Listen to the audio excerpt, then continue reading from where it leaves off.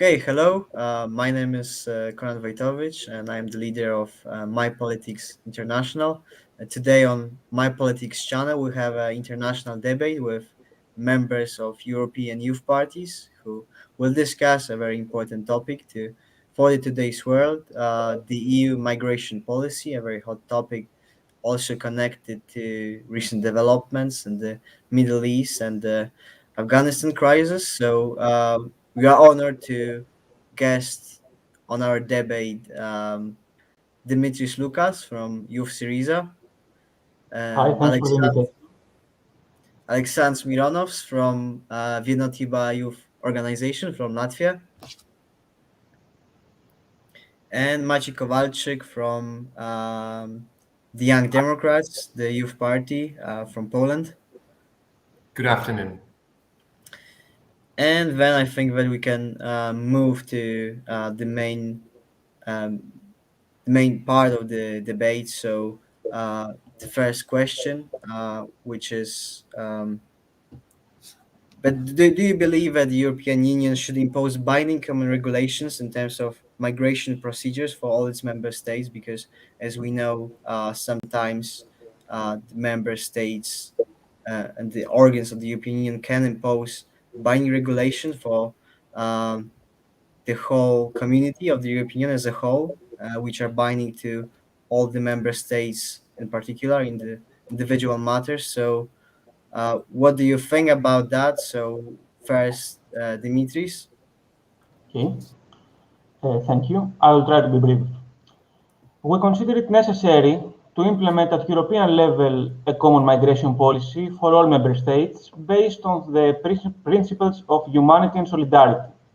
Unfortunately, in recent years, we have seen countries in the European South, such as Greece, lift the burden of the refugee crisis on their own, while countries in Central Europe, such as Hungary, have chosen to close their borders. In fact, these countries didn't even accept the minimum number of refugees prescribed by the European legislation. Such behavior damages both the foundation of European Union and the ideals it represents, thus they cannot be tolerable. Consequently, countries that violate European law and basic European principle must face the consequences of their options.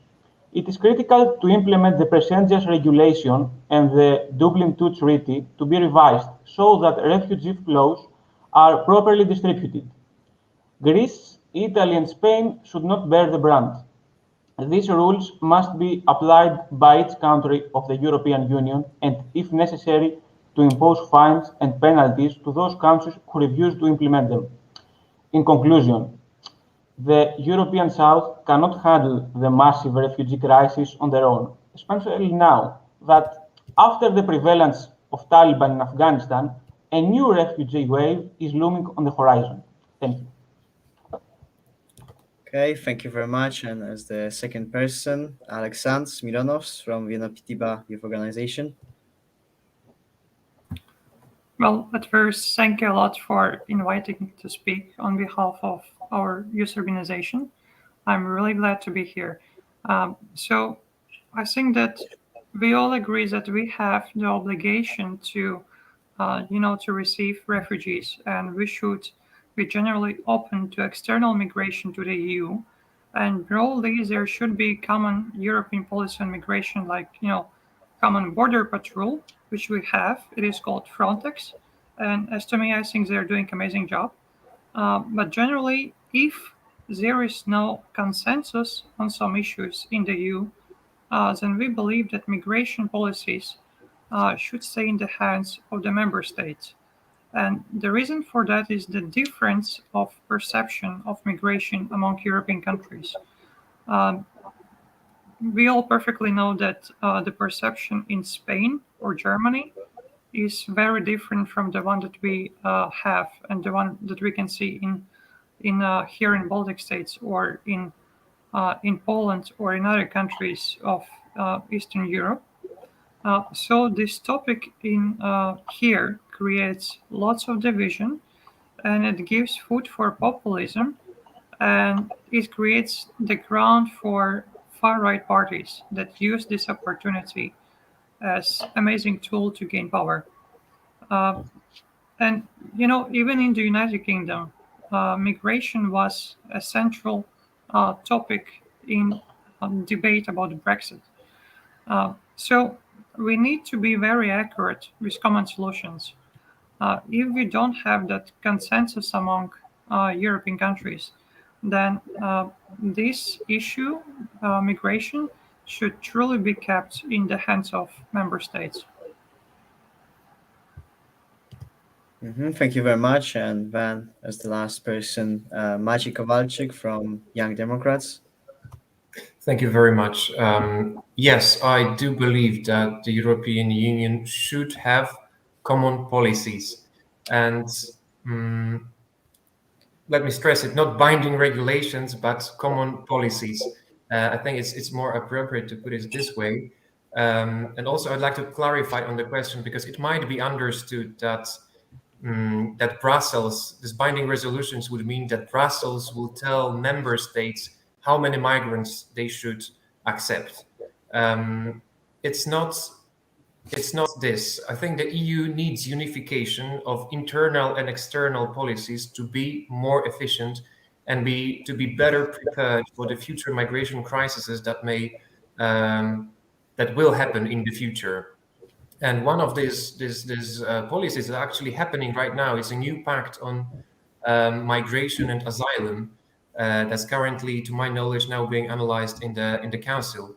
That will better coordinate these common policies. And Aleksandrs mentioned that this should be the domain of member states, but I firmly believe that the common guideline, the common international institutions, EU institutions, will benefit our responsiveness to the problem of migration.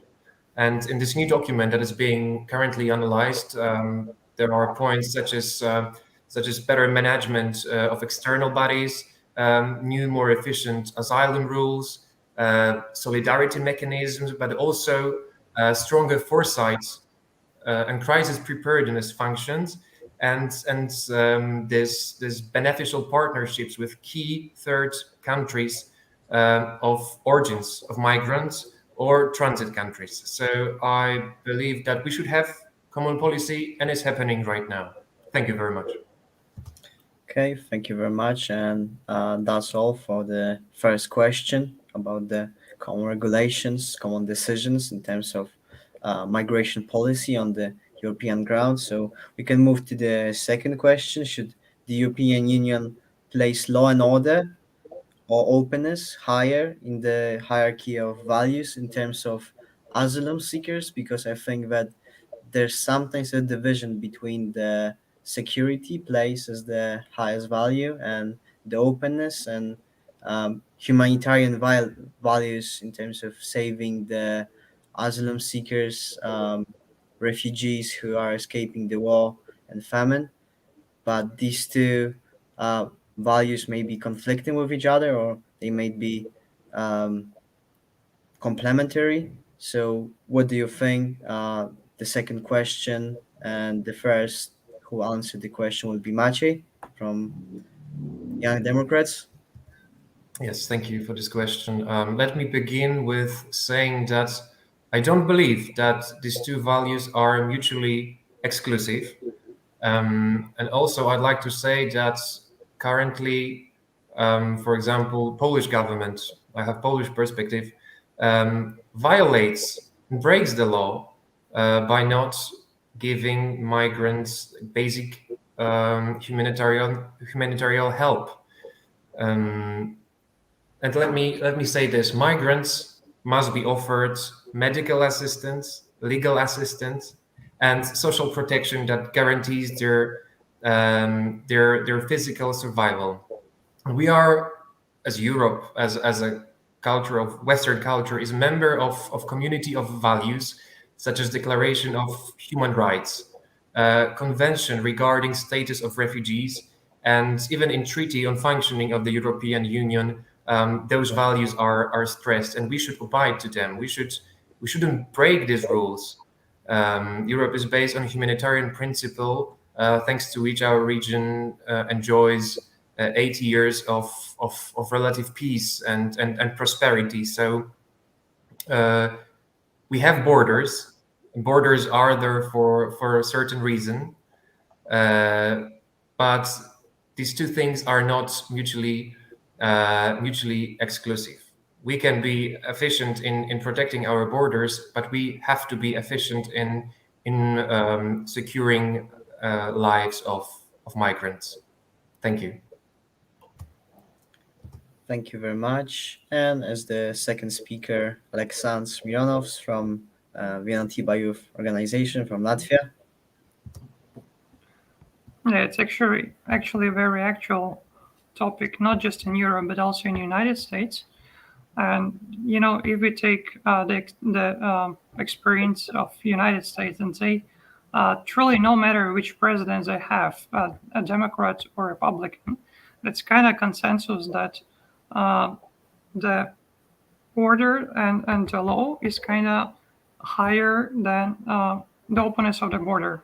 And I think that's probably the good approach to that issue, because one thing that we need to understand very clearly is that migration should be legal, and we should be very open for it if it is legal, because there's a process that everyone who wants to live in Europe or stay in Europe to go through, and illegal immigration breaks the law and violates the idea of external border.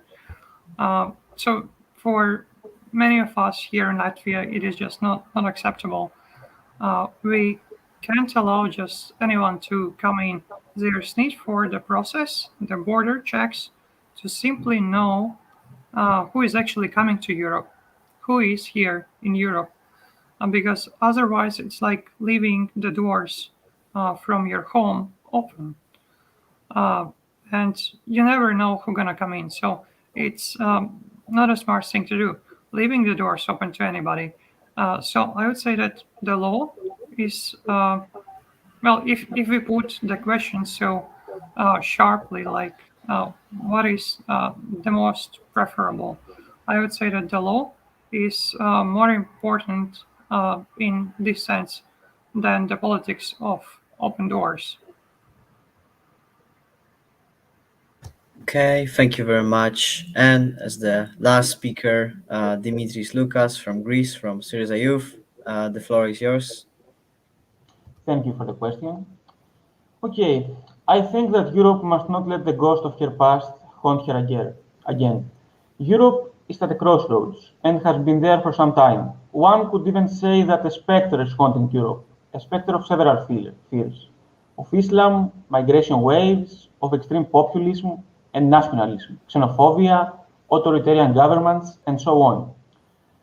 The strong wave of fear and uncertainty and the austerity policy implemented in many European states have propelled new nationalist and xenophobic parties who are using people's fears and prejudices and their intolerance of anything foreign and unknown in their quest for power. Unfortunately, in the recent years, authoritarian governments found fertile soil even inside the European Union. So, we strongly believe that the European Union has to be reminded of its original values by showing solidarity to the asylum seekers. Defending them, Europe will not commit suicide, as some politicians like Viktor Orban claim, but on the contrary, it will become stronger, more consistent and authentic. Europe has to acknowledge the tumors inside its own continent.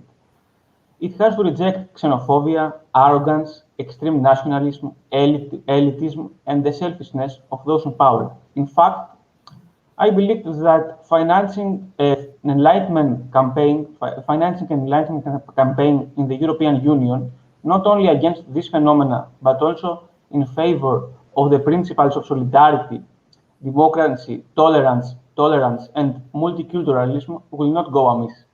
Thank you very much. Thank you very much. And that also concluded our second question. Thank you very much for your contribution. So the third important issue is the decision making in the organs of European Union. As we know, there are different organs such as the European Parliament, the European Commission, and the Council of the European Union, which are making very important decisions for different aspects of the life of the European Union. For example, migration policy.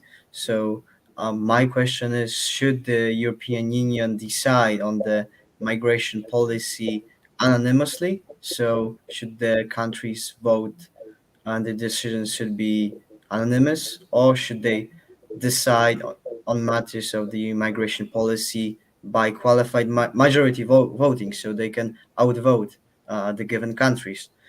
And the first will be Maciej from Young Democrats. The floor is yours. Thank you for the question. Currently, as I mentioned in the previous question, there is a new pact on migration and asylum being discussed in the EU. It was in the Commission, now it's in the Council, and I'd like you to realize that this has been happening. That this act, this legislation, is being created for many years now, and in situations like this, the European Union, the Council, always tries to have this unanimity, even if it is not required by the treaties. It's always a good manner that these large decisions regarding security are voted unanimously. And I think I would expect exactly this to happen, because, as I said, EU needs comprehensive and far-reaching policies, and these policies can be only grounded when there is a strong message from all member states. This mandate and legitimization of EU policies. So I believe in situations like this, it is foreseeable that unanimity voting will that the voice will be unanimous. Thank you. Thank you very much. And the second speaker, Dimitris from Greece, from Syriza. The floor is yours. Thank you very much for the question. Okay, at the height of the so-called migration crisis, the European Commission, backed by the Council and the European Parliament, decided to relocate asylum seekers from the overburdened asylum systems in Greece and Italy to other member states. Comforted with the failures of the Dublin system, this new mandatory relocation scheme aimed to impose burden sharing at the European level. However, the Visegrad Group, Poland and Hungary in particular, strongly oppose such a relocation system, which they saw as being unjustly forced upon them through the use of qualified majority voting. Under the European treaties, European legislation on matters relating to asylum and migration should be established under the ordinary legislative procedure. That procedure does not require anonymity to enable the Council to decide on a proposal, as a rule. A qualified majority is sufficient. According to the treaty, the Council must take decisions in this way unless otherwise specified. Despite this, however, when it comes to urgent European legislation on migration, the Council has for a few years now, unfortunately, been operating on the basis that anonymity is required in order for decisions to be taken. As a result, key pieces of legislation have been completely blocked because it has been possible for a few member states to refuse to reach an agreement. And nothing has been done about this. This conduct constitutes a breach of the treaty, and it's disrespectful of the European institutions that follow the rules and play their role in the legislative process to ensure that an effective European policy can be developed. The fact that all member states have a right of veto poses a threat to European unity, has been described as a sad reality, and that therefore it is possible for a single country to hold the rest of the Union to ransom even when the situation is urgent. Thank you for the question.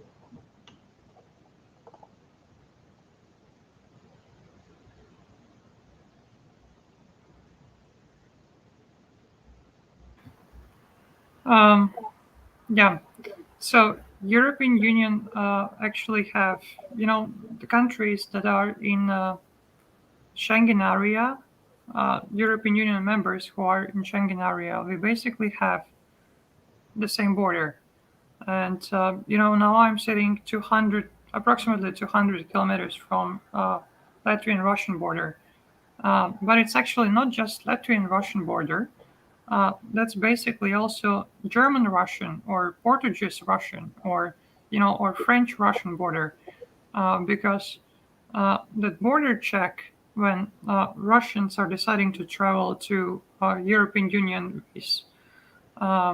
with a car, that border check is happening on our border, and then they can move quite freely in the rest of the Europe. So the decision here on the border impacts all other countries. So I think that it just makes sense that every single member of the EU would have the veto right on migration decisions. So I believe that decision making in that area of migration should be definitely anonymous, and every country should have that veto right. Yeah. Okay, thank you very much. And there was one advocate to the speech of Dimitris from Maciej Kowalczyk. So, Maciej, the floor is yours. 1 minute for advocate.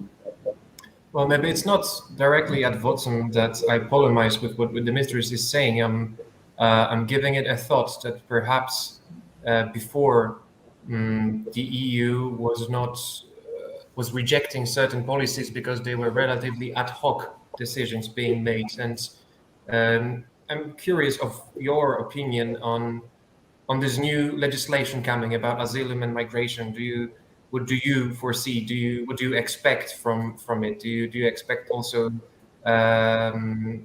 unanimity, or do you expect some quarrels? Do you have insight into this? Thank you. Okay. Thank you. Yeah, Dimitris, the floor is yours. Of course, our position is qualified majority to all matters, and we think anonymity, the veto right, opposes the foundation of the union. Can we have veto right on foreign policy? Can we have veto right of economics? Greece, for example, supports Poland against the Russian aggressiveness because and it votes the sanctions against Russia. On the other hand, Poland does not wish to I'm sorry, to relocate refugees in their borders. This cannot be functional. I think it's a problem, and we have to respect the majority. No system ever was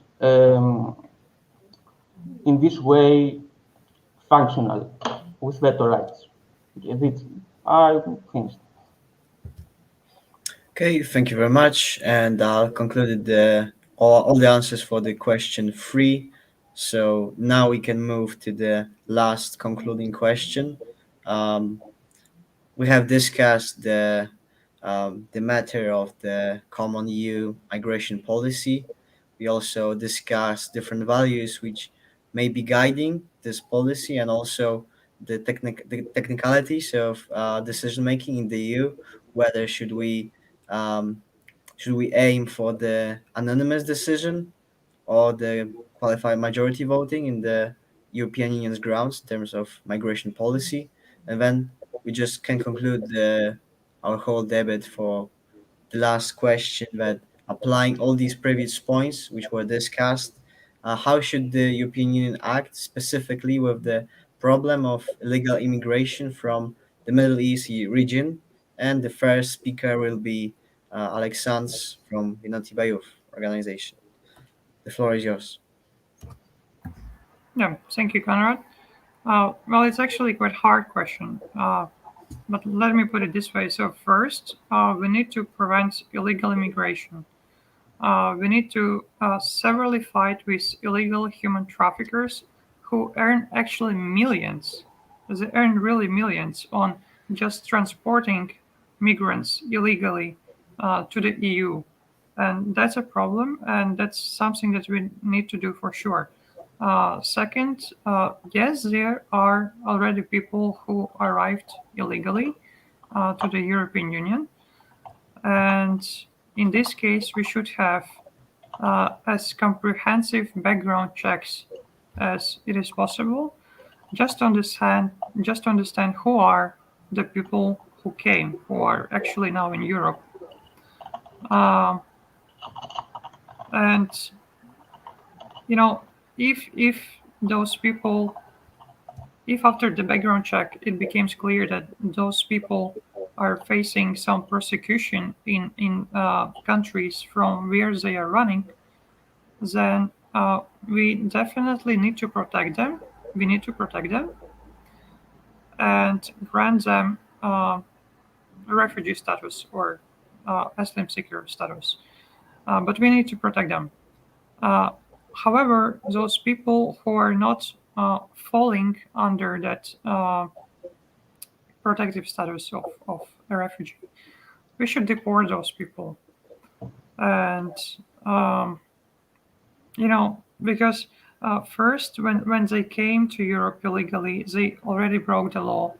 And second, if they are not falling under that refugee status, then they are here for economical reasons, not political.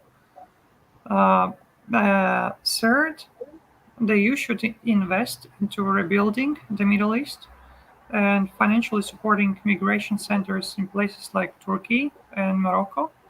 And by investing, I mean not just putting some money into that countries. It's also investing diplomatic effort to normalize the relationships between the countries, especially Israel and Arabic countries, and also having some military presence on the ground to keep the peace. And of course, those steps need to have EU unanimous support, and it acquires EU common actions in the region. Okay.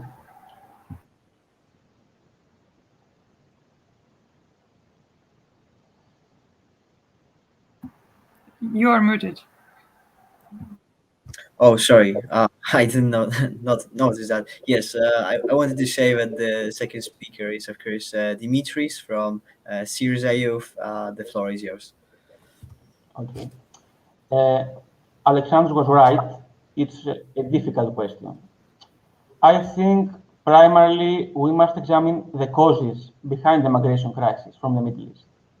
NATO military interventions in Libya, Syria, Iraq have further destabilized these countries and damaged their economies.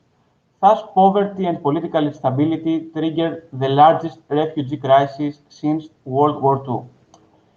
Europe has the opportunity to renounce its colonial past, but by changing its immigration policy drastically. The border fences, the illegal deportations of refugees, and the actions of the Organization of the European Border and Coast Guard, known as Frontex, are part of the problem and not the solution. It is only logical that the burden of the current wave of refugees should be equally spread across Europe. In addition, we are clearly in favor of abolishing closed detention facilities and speeding up asylum procedures. Besides, the creation of open accommodation facilities for refugees will contribute to their faster assimilation in the host countries. The European Union must also revise the 2016 agreement with Turkey, which turned the Greek islands into sites of indefinite containment for refugees and poses a great risk to the future of refugee protection. Moreover, there is an obviously great need to significantly improve living conditions in developing countries of the Middle East, from which the refugees are escaping. there needs to be major investments by the European Union in the destabilized regions. The provision of food, healthcare, and above all security must be ensured. An adequate infrastructure is needed so that these countries can trade. Only trade, not aid, can help them emerge from the dangerous spiral of poverty. Thank you.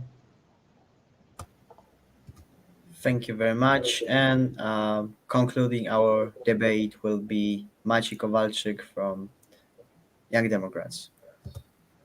Thank you for the question.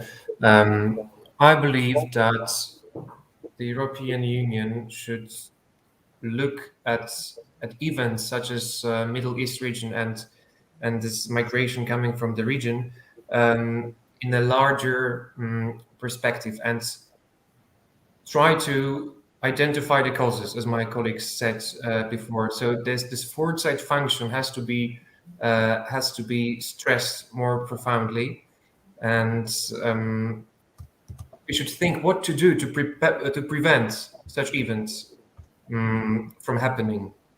Moreover,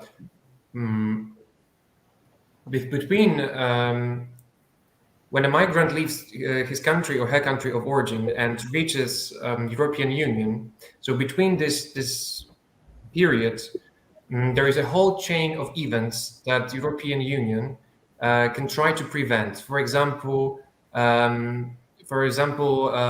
stopping human trafficking or smugglers, or in the case of Poland, for example, Belarus specifically, to prevent people information campaigns in the country, in Iraq, for example, that will tell people do not come to Europe because the borders, we will not get through the border. So acting at the place where refugees, originally refugees come from. Apart from this, political actions such as EU and Baltic states going to Iraq and trying to convince and successfully convincing airlines to stop their flights to Belarus, for example. So all these actions can significantly, like I believe, significantly lower the amount of people getting at the border, because people at the border, this is the final